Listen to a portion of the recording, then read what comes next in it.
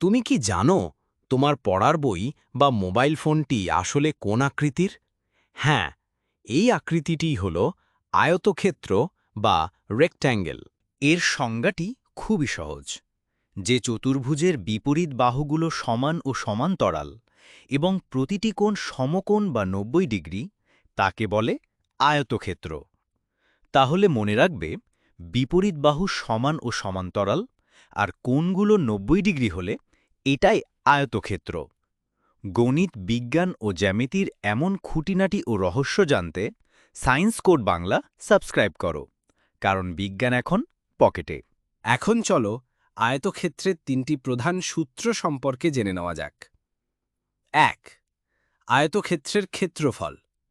আয়তক্ষেত্রের দৈর্ঘ্য আর প্রস্থকে গুণ করলেই পেয়ে যাবে ক্ষেত্রফল। সূত্র: আয়তক্ষেত্রের ক্ষেত্রফল সমান দৈর্ঘ্য গুণিতক প্রস্থ। ২. আয়তক্ষেত্রের পরিসীমা। আয়তক্ষেত্রের দৈর্ঘ্য আর প্রস্থের যোগফলকে ২ দিয়ে গুণ করলেই তোমরা পাবে পরিসীমা। সূত্র হল আয়তক্ষেত্রের পরিসীমা সমান ২ গুণিতক দৈর্ঘ্য যুক্ত প্রস্থ। ৩.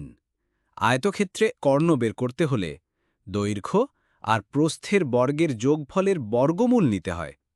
সূত্র হল আয়তক্ষেত্রের কর্ণ সমান √ দৈর্ঘ্য স্কোয়ার যুক্ত প্রস্থ স্কোয়ার। কেমন লাগলো আজকের এই জ্যামিতিক পর্ব? গণিতকে আর নয় ভয়। যদি থাকে শেখার আগ্রহ, তবেই গণিত হবে তোমার বন্ধু।